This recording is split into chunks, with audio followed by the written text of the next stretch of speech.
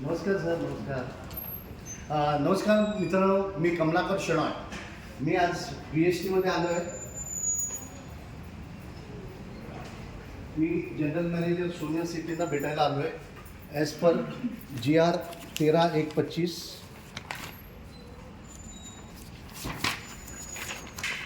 तेरा 1/25चं GR आहे की कुठल्याही पब्लिक सर्वंटनी रोजच्या रोज 2 तास पब्लिकला भेटलं पाहिजे, असा हा GR आहे. आणि त्या GRमधलं हे आहे की रोज 2 तास भेटले पाहिजे. आता आम्ही जाणार आहोत व्यवस्थापकाच्या PAकडे त्यांची परमिशन विचारायला. आणि इथे बघा कुठेही बोर्ड नाही. ह्या GR प्रमाणे प्रत्येक ठिकाणी बोर्ड लागलं पाहिजे. इथे कुठेही बोर्ड नाही.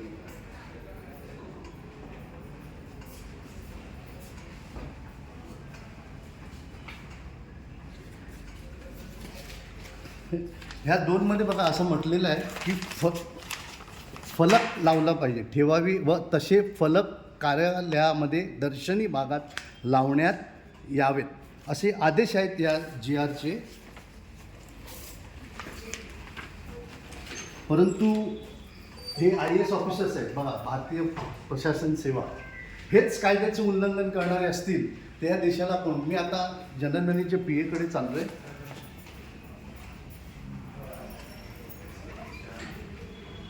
सर नमस्कार. मी मॅडमला भेटायला आलो आहे. मी कमीत कमी 10 वेळा पत्र पाठवलेलं आहे. आता काल 2 दिवसा अगोदर पण पत्र पाठवलेलं आहे ईमेलद्वारे, पण मला काही तुमच्याकडनं उत्तर आलेलं नाही. आणि हे जे GR आहे, हे GR आहे त्याच्यामध्ये रोज 2 तास तुम्ही लोकांना भेटलं पाहिजे आणि बाहेर फलक लावलं पाहिजे. या GRचं तुमचंच IAS ऑफिसर्स उल्लंघन करत आहेत. तर आम्ही काय करावं आणि कसं. मीटिंगसाठी मागच्या वेळेस मला मी जनरल मॅनेजर AGM पाचुतीला पण भेटलो आहे. AGM चौगुलीला पण भेटलो आहे. दोघांनाही कायद्याचं ज्ञान नाही, त्यांना काहीही समजत नाही, ते माझ्या प्रश्नाचे उत्तर देऊ शकत नाही. मी त्यांना फक्त एवढंच विचारलं की बॉम्बे आपलं BST उभं राहिलं की माझं डोकंच बसलं की डोकं बंद. BST ही गव्हर्नमेंट अंडरटेकिंग नाही. BST ही काय आहे तर BMCची अंडरटेकिंग आहे आणि हे तुम्ही मला लिहून दिलेलं आहे. मग जे कायद्यात तरतूद आहे की it is only for state owned म्हटलेलं आहे, याचं उत्तर ते बिचारे आम्हाला देऊ शकत पण नाही आहे. पेज नंबर 33-37 ह्या बघा, ह्याच्यामध्ये काय म्हटलेलं आहे.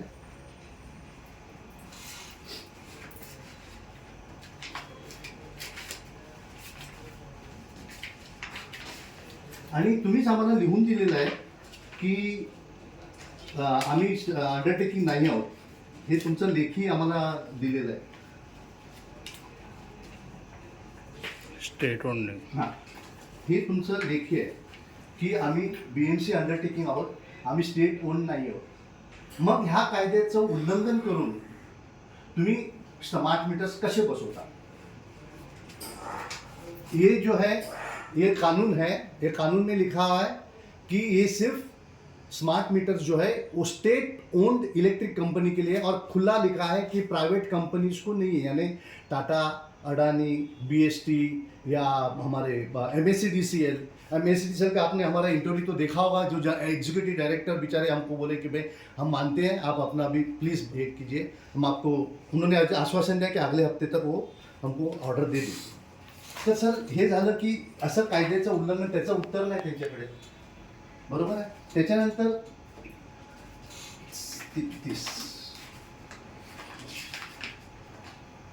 33 मध्ये काय म्हटलं जातंय की 12 ते 15% लॉसेस आणायचे, बरोबर आहे. तुमचं लॉस 4% आहे. जो कंपनी 20% 25% जो लॉस है उनको 15% तक लाने के लिए ये स्मार्ट मीटर्स बनाया गया है. और BST का जो लॉस है वो मुश्किल से 3% है.